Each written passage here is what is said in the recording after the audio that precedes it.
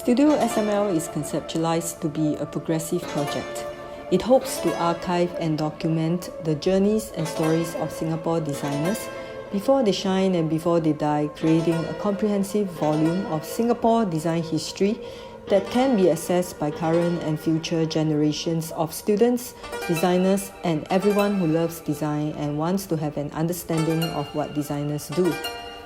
In this light, Studio SML takes on the role of a vessel that shares knowledge and teachings, much like a sage, the wise one. Conceived during a pandemic, I hope that the stories in Studio SML can inspire and be a source of reflection for our design community to provide respite and recharge for the creative mind during these strange times. Produced in a time of adversity, much like the spirit of most designers who often thrive despite hardships, Studio SML embodies the same spirit of Sage the Herb.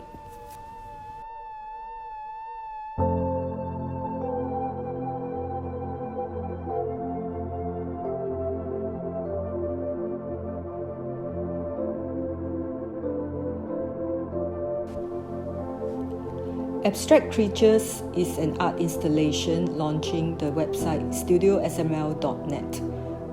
Abstract Creatures is a metaphor for design studios, as designers often run their studios organically without any business plans or by-the-book strategies.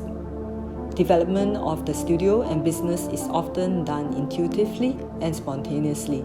Each studio is like an abstract creature, something strange, something intriguing, something that has a life of its own.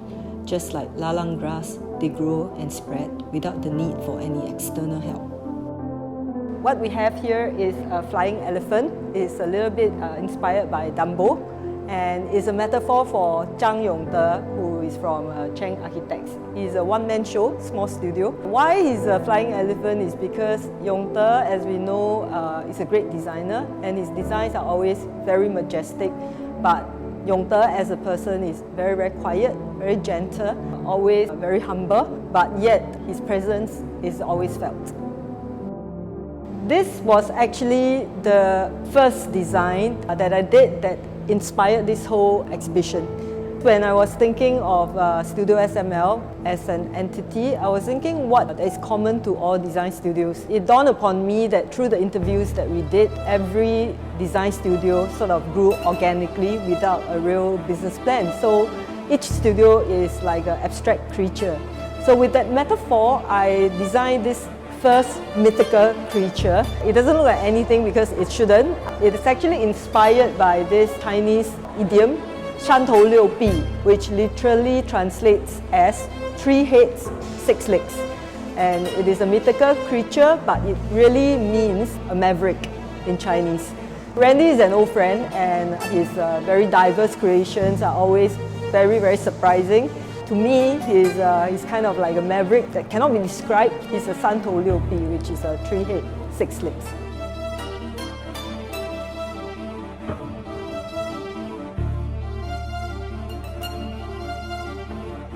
So this is the metaphor for Xing Sheng, Jessica and Pam. It's actually a pair of Atlantic puffins. Pam and Jessica are good friends of mine, and they seem to be so in sync with each other, they could even complete each other's sentences off. But at the same time, apart from their business, they lead very, very separate lives. So why the Atlantic puffin is because puffins, they usually lead their own lives and they come together once a year to mate. So I thought it's the perfect metaphor for Xing Sheng, Pam and Jessica, because they lead separate lives, but they live for Xing Sheng and they came together for this venture, which is their baby.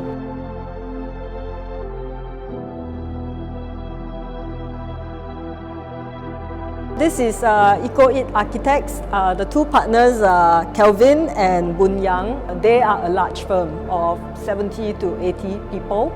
Their metaphor is wolves. Basically, wolves like to move in packs. So they have, sort of like a big pack of wolves with them. And wolves also like to explore new territories. And for them, they have offices all over the region. They are really the wolves of architecture.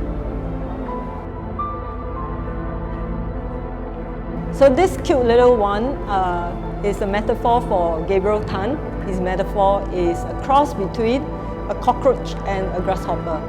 Gabriel, as I know him, is one of the most hardworking designers. He is a person with a lot of grit, never say die, and would do anything to make things happen. Hence a cockroach which will never even die in a nuclear war, and that's Gabriel for you. And why a grasshopper as well? Because Gabriel is now based in Portugal, so he has kind of like leaped out of his comfort zone from Singapore to Portugal, a place that he's totally not familiar with.